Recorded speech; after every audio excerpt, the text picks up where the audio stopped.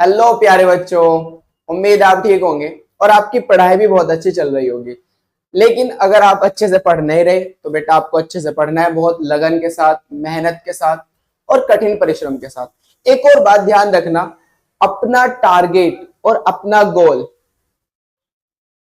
अपनी मंजिल अभी आपको बेटा सिलेक्ट करनी है कि आपको लाइफ में पहुंचना कहाँ है, कौन सी मंजिल पे जाना है आपको। ये बात तो आपने सुनी होगी कि जिनकी मंजिल नहीं होती वो अक्सर भटक जाया करते हैं। आप भटको ना, इसलिए आपको अभी मंजिल अपनी तय करनी पड़ेगी कि मुझे जाना किस मंजिल पर है। मुझे डॉक्टर बनना है या इंजीनियर या टीचर, एनीवन, या सिविल सर्विस में जाना है। जहां पर भी आपको जाना है वो सिलेक्ट करना पड़ेगा और उसी हिसाब से आपको कंसिस्टेंसी के साथ मेहनत करनी होगी। ठीक है बेटा, करेंगे आप? बहुत अच्छा। तो आज हम पढ़ेंगे रासायनिक संयोजन के नियम में एवोगैड्रो का नियम। एवोगैड्रो का नियम बहुत ही इंपॉर्टेंट हाइपोथेसिस थी एवोगैड्रो की। चलिए देखते हैं क्या कहता है ये नियम।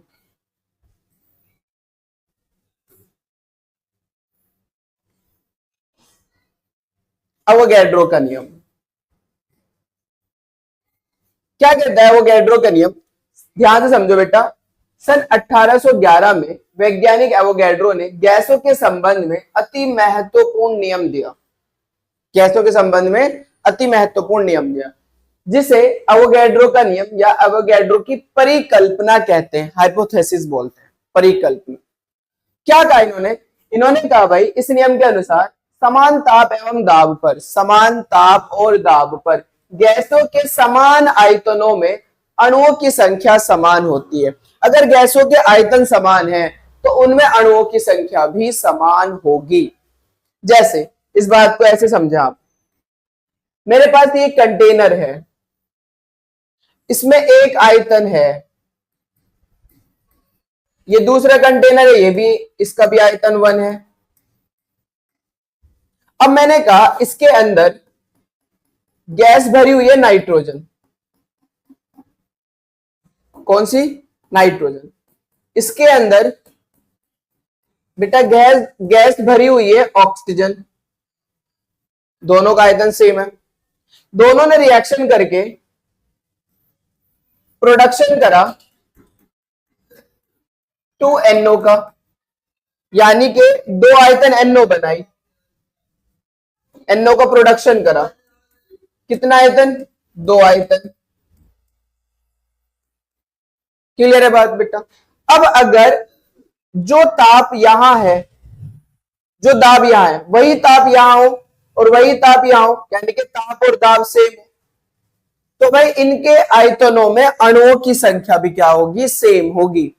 मान लीजिए एक आयतन में अणुओं की संख्या स्मॉल n है, तो ये भी तो एक ही आयतन है, तो इसमें भी अणुओं की संख्या क्या होगी बेटा? स्मॉल n ही होगी।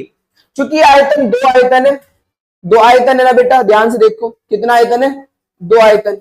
और अगर आयतन दुगना हो रहा है तो भाई अणुओं की संख्या भी क्या होगी बेटा? दुगनी होगी, 2n होगी। सिंपल ये थ्योरी दे रहा है ये नियम कि समान ताप दाब पर गैसों के समान आयतनों में अणुओं की संख्या समान होती है। अगर गैसों के समान आयतन है और ताप और दाब भी समान है तो उनमें अणुओं की संख्या भी क्या होगी? समान होगी। नियम समझ में आया? बहुत अच्छे से। चलिए देखते हैं अब आगे। हमने कहा कि हमारे पास जो V है वो समानुपाती है स्मॉल n के। जहां हम बात करें स्थिर ताप व दाब की, ताप भी स्थिर हो और दाब भी स्थिर हो, समानुपाती का साइन हटता है तो एक कांस्टेंट आता है। कांस्टेंट मान लिया हमने K, तो V बराबर हुआ Kn, जहां K हमारा क्या है बेटा? स्थिरांक है। N क्या है? गैस के अणुओं की संख्या, गैस के अणुओं की संख्या, राइट। और बेटा यहां पर V क्या है? गैस का आयतन, गैस का आयतन, यानी कि जो गैस का आयतन होगा ना वो गैस के अणुओं की संख्या के समानुपाती होगा। जितना आयतन होगा उतने गैस के अणु होंगे। क्लियर है बात? समझ में आ गई बात? तो मैं कह सकता हूं V अपॉन N बराबर कांस्टेंट K के, कांस्टेंट बोल सकता हूं, ये जल्दी बोलो, बोला जा सकता है नहीं जा सकता है? कांस्टेंट। तो मैं कह सकता हूं फिर V1 अपॉन N1 बराबर V2/N2 कांस्टेंट है ना, तो ये फॉर्मूला आ सकता है V1/N1 बराबर V2/N2। बात समझ में आ गई आपको? तो ये भी लिख लेना साथ साथ, आप इसमें नोट कर लिया होगा आपने। एग्जाम्पल देखो अब इसमें, उदाहरण देखो बेटा। हमने कहा हाइड्रोजन और ऑक्सीजन आपस में क्रिया करके H2O बनाते हैं। हाइड्रोजन के कितना आयतन यूज करा हमने? 2 आयतन। ये जो नंबर है ये आयतन है बेटा, आयतन। कितना आयतन यूज करा हमने? 2 आयतन हाइड्रोजन गैस, 1 आयतन हमने करा ऑक्सीजन गैस। तो प्रोडक्शन कितना आयतन H2O का हुआ? 2 आयतन H2O का हुआ। हमने कहा अगर बेटा 1 आयतन O2 के अंदर अणुओं की संख्या स्मॉल n है, तो 2 आयतन में अणुओं की संख्या 2n होगी। वाटर बन रहा है जो, उसमें भी अणुओं की संख्या कितनी होगी बेटा? 2n होगी। समझ में आई बात? हाँ, अगर 1 आयतन में अणुओं की संख्या स्मॉल n है, क्योंकि आयतन दुगना हो रहा है, तो फिर अणुओं की संख्या क्या हो जाएगी? 2n हो जाएगी। ये भी हमारे पास दुगना है, 2 मोल हाइड्रोजन है, यानी कि 2 आयतन हाइड्रोजन है, तो अणुओं की संख्या भी इसमें भी कितनी होगी? 2n होगी। बात समझ में इस नियम को? समझे आप अच्छे से? चलिए बहुत बढ़िया। एक और उदाहरण देख लो बेटा। हाइड्रोजन और क्लोरीन आपस में क्रिया करके 2HCl बनाते हैं। अब हमने कहा हाइड्रोजन का कितना आयतन है? 1 आयतन। क्लोरीन का भी 1 आयतन। HCl के कितने हैं? 2 आयतन। अगर मैंने कहा 1 आयतन में अणुओं की संख्या स्मॉल n है, तो यहां भी तो 1 ही आयतन है, तो इसमें भी अणुओं की संख्या स्मॉल n होगी। यहां 2 आयतन है, इसलिए इसमें अणुओं की संख्या कितनी होगी बेटा? 2n होगी। तो गैसों के समान आयतनों में अणुओं की संख्या भी क्या होती है? समान होती है। सिंपल बात, एवोगैड्रो जो कह रहा है। बात समझ में आ गई होगी? चलिए अब इसके एप्लीकेशन देख लीजिए। एवोगैड्रो नियम के अनुप्रयोग कहां लागू होता है? यह परिकल्पना गैसीय रासायनिक अभिक्रियाओं की व्याख्या करने में सफल रहा। यानी कि जो गैसीय अभिक्रियाएं होती है, हाँ, उनकी व्याख्या करने में क्या रहा? सफल रहा। इसके कुछ अन्य उपयोग भी है, जैसे गैसीय तत्वों की परमाणुकता का निर्धारण करने में। जो गैस के अंदर एटम्स यूज हो रहे हैं, हाँ, उनका निर्धारण करने। जो मैं बोल रहा था ना कि 2 सेम एटम आपस में रिएक्ट नहीं करता, भाई अणु तो H2 होगा ना। तो ये जो एवोगैड्रोस का नियम है, ये परमाणु पर नहीं है, ये किस पर है? अणु पर। और अणु किससे मिलकर बनते हैं? परमाणु से। और उस समय 1811 में जो डाल्टन थे, उस समय उन्होंने कह दिया था कि 2 सेम एटम आपस में रिएक्ट नहीं करते, आपस में संयोग नहीं करते। समझ में आ रही है कुछ बात? हाँ, उस समय कह दिया था, इसलिए इस थ्योरी को ज्यादा फोकस नहीं किया गया था। अब समझ में आ रही होगी बात? नहीं तो उस समय बड़ा अचीवमेंट था ये थ्योरी जो थी। चलिए बहुत अच्छे समझो इस बात को, और अच्छे समझो। हाँ, तो गैसीय तत्वों की परमाणुकता का निर्धारण करने में, चेक करो बेटा, चेक करो। किसी गैसीय तत्वों के एक अणु में उपस्थित, उसके परमाणु की संख्या उस तत्व की परमाणुकता कहलाती है। एक अणु में जितने परमाणु उपस्थित होंगे वो उसकी क्या कहलाएगी? परमाणुकता कहलाएगी। जैसे इसको देखो, जैसे यहां देखो बेटा, ये रहा, जैसे हाइड्रोजन H2 की परमाणुकता 2, भाई एक अणु में 2 हाइड्रोजन परमाणु होंगे नहीं होंगे, तो इसलिए इसकी परमाणुकता कितनी होगी? 2। ऐसे ही ओजोन का फॉर्मूला होता है O3। अब बताओ ओजोन के एक मॉलिक्यूल में कितने परमाणु है? 3, इसलिए इसकी परमाणुकता कितनी होगी? 3 होगी बेटा। दूसरी बात देखो, दूसरी बात, तत्वों के आणविक द्रव्यमान ज्ञात करने में, जो मॉलिक्यूलर वेट होता है ना, वो ज्ञात करने में भी इस नियम का अहम रोल है। जैसे ध्यान से देखो बेटा, बहुपरमाणुक तत्व जिनके अंदर बहुत सारे एटम्स होते हैं, जैसे H2O हो गया, जैसे H2SO4 हो गया, अणु है ना, तो इसके अंदर बहुत सारे परमाणु है, जैसे H2 मान लो, जैसे O2 मान लो, अरे है ना भाई, जैसे O3 मान लो। तो कह रहा हूं बहुपरमाणु तत्वों की स्थिति में, जिनमें बहुत सारे एटम्स होते हैं, उनकी स्थिति में उनकी परमाणुकता ज्ञात करके, उनके अंदर कितने एटम्स है वो ज्ञात करके आणविक द्रव्यमान की गणना निम्न सूत्र की सहायता से की जा सकती है। आणविक द्रव्यमान कैसे फाइंड आउट करेंगे? परमाणु द्रव्यमान, जो परमाणु हमें पता है, जैसे ऑक्सीजन का परमाणु, ऑक्सीजन परमाणु का द्रव्यमान होता है बेटा 16। जैसे हाइड्रोजन परमाणु का द्रव्यमान होता है 1, जैसे बेटा हमारे पास सल्फर परमाणु, इसका होता है 32। तो परमाणु द्रव्यमान, परमाणु का द्रव्यमान गुना परमाणुकता, परमाणुकता से गुना कर दो तो उस अणु का क्या निकल के आ जाएगा, आणविक द्रव्यमान निकल के आ जाएगा। जैसे मैं एक एग्जांपल ले लेता हूं, मुझे O2 का निकालना है, O2 का आणविक द्रव्यमान, क्या निकालना है, O2 का आणविक द्रव्यमान। तो कैसे निकालेंगे बेटा, आणविक द्रव्यमान, द्रव्यमान बराबर, ध्यान से देखना, आणविक द्रव्यमान बराबर, देख रहे हो, हाँ, परमाणु द्रव्यमान, ऑक्सीजन के एक परमाणु का द्रव्यमान कितना होता है बेटा, 16, तो 16 परमाणु द्रव्यमान गुना परमाणुकता। बताओ इसके अंदर कितने परमाणु ऑक्सीजन के, 2 है ना, तो इंटू 2, 16 दूनी 32, तो आ गया आणविक द्रव्यमान O2 का 32 आ गया, कितना आ गया, 32। ऐसे में निकाल सकता हूं किसी का भी, जैसे H2 का निकाल सकता हूं, H2 का आणविक द्रव्यमान कैसे निकाल सकते हो भाई, निकालना सीखेंगे वैसे तो अभी हम, लेकिन फिर भी पता होना चाहिए कैसा। परमाणु द्रव्यमान, हाइड्रोजन के एक परमाणु का द्रव्यमान 1 गुना, कितने परमाणु, परमाणुकता कितनी है, 2, तो 1 की 2 से गुना करोगे तो कितना आ जाएगा, 2, तो H2 का आणविक द्रव्यमान कितना होगा, 2। क्लियर है बात, बहुत अच्छा। तो नियम समझ में आ गया होगा आपको अच्छे से कि एवोगैड्रो का नियम क्या कहता है कि गैसों के समान आयतनों में अणुओं की संख्या समान होती है, इतनी सी बात कहता है। अब बात करते हैं test your knowledge, test your knowledge. इसके अंदर जितने भी हमने रासायनिक संयोजन के नियम पढ़े उनके बारे में हमने एमसीक्यू लिए हैं, तो उसको चेक करते हैं। पहला एमसीक्यू बेटा ध्यान से देखना, द्रव्यमान संरक्षण का नियम निम्न में से किसने प्रस्तावित किया था। जो द्रव्यमान संरक्षण का नियम है वो किसने दिया था, तो आप सबको पता होगा किसने दिया था, बताइए किसने दिया था। चलिए बेटा, अगर आपको ये लेक्चर समझ में आ रहे हैं बहुत अच्छे से, तो आप हमारे चैनल को सब्सक्राइब कीजिए, साथ में बेल आइकन को प्रेस भी कीजिए ताकि आपको नोटिफिकेशन टाइम पे मिल सके। और एक इंपॉर्टेंट बात, अपने दोस्तों में शेयर भी कीजिए इस चैनल, ठीक है बेटा। चलिए, तो किसने दिया बताओ आंसर, हाँ किसने दिया था भाई, एंटोनी लेवोशिए ने, एंटोनी लेवोशिए ने। क्लियर है बात, बहुत अच्छा। दूसरा देखो, निश्चित संगठन का नियम प्रस्तावित किया था। निश्चित संगठन को हम स्थिर अनुपात का नियम भी बोलते हैं बेटा, स्थिर अनुपात का नियम। निश्चित संगठन को हम क्या बोलते हैं, स्थिर अनुपात का नियम। किसने दिया था, हाँ जोसेफ प्राउस ने, जोसेफ प्राउस ने। क्लियर है बात बेटा, बहुत अच्छी। आगे चलो, तीसरा क्वेश्चन देखो, संयुक्त होने पर हाइड्रोजन और ऑक्सीजन का आयतन 2:1 का सत अनुपात होता है।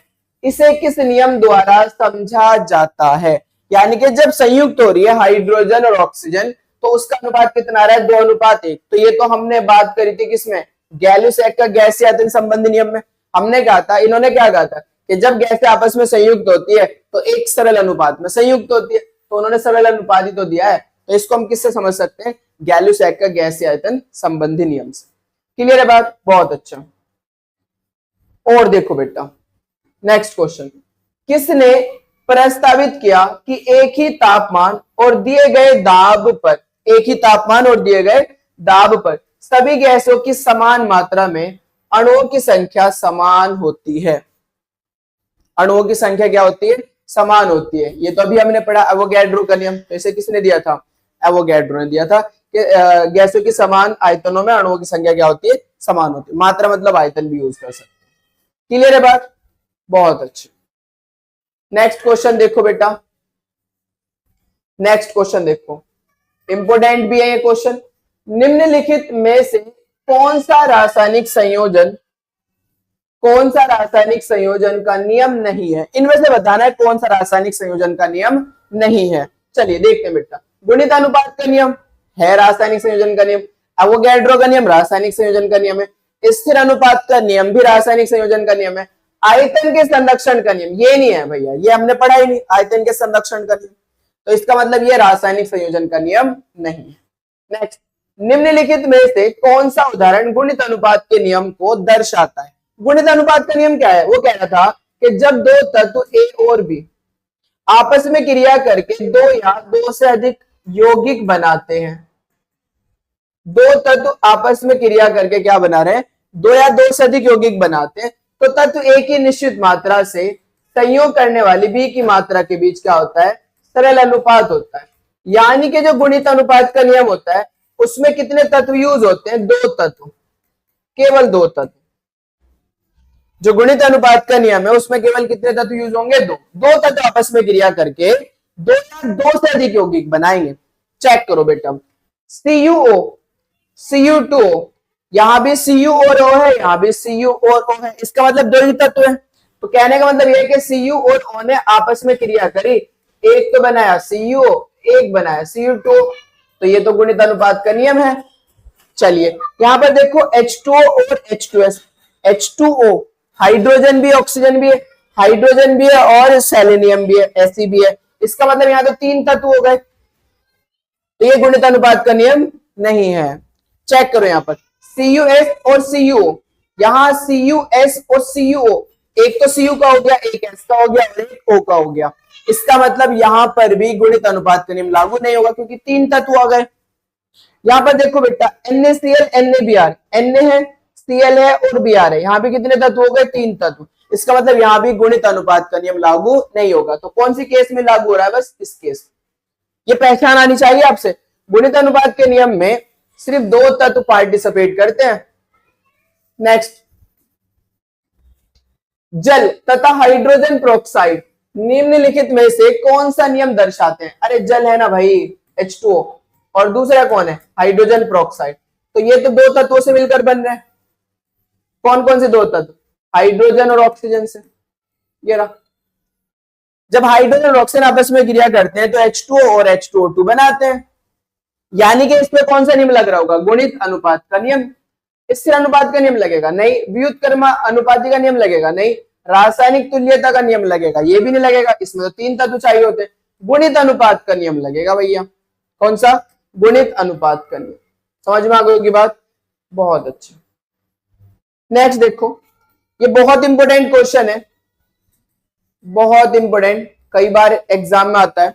जल में यानी कि H2O में हाइड्रोजन और ऑक्सीजन का भारानुपात है, हमें बताना है जल के अंदर हाइड्रोजन ऑक्सीजन का भारानुपात। भाई हाइड्रोजन के एक परमाणु का भार एक होता है तो दो का दो होगा अनुपात। अभी मैंने बताया था ऑक्सीजन का कितना होता है 16। सरल अनुपात निकालना है, दो से काट दो, एक अनुपात, दो से काटोगे 8, तो कितना आएगा 1:8। कहां को 1:8, ये बहुत इंपॉर्टेंट। जल में हाइड्रोजन और ऑक्सीजन के बीच का भारात्मक अनुपात होता है 1:8, पता होना चाहिए। चलिए नेक्स्ट,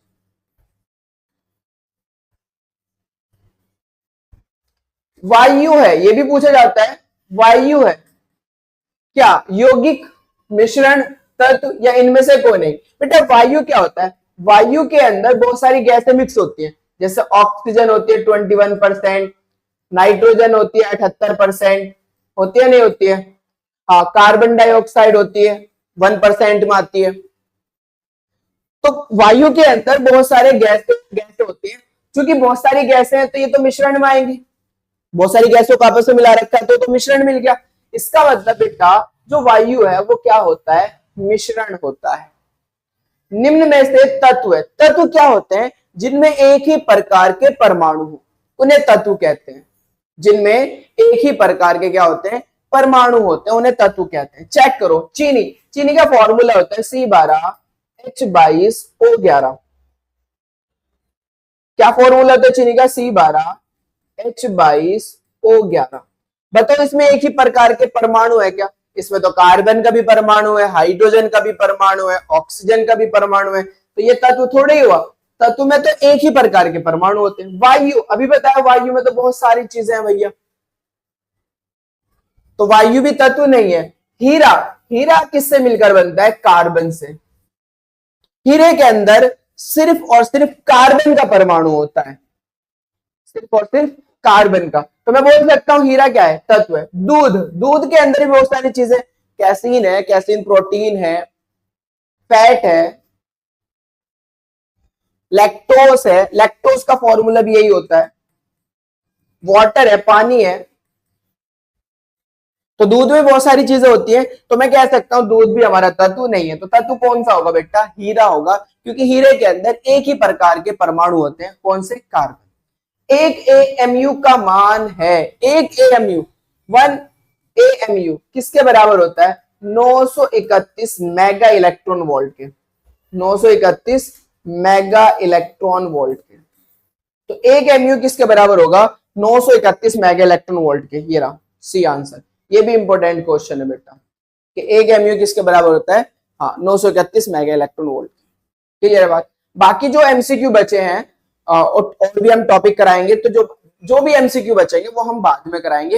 हाँ, तो अभी ये आप करिए, रासायनिक संयोजन के नियम पर थे एमसीक्यू। आपको शायद पसंद आया होगा, और अगर पसंद आया तो वीडियो को लाइक कीजिए, चैनल को सब्सक्राइब कीजिए, और बेटा अपने दोस्तों में शेयर भी कीजिए। Thank you.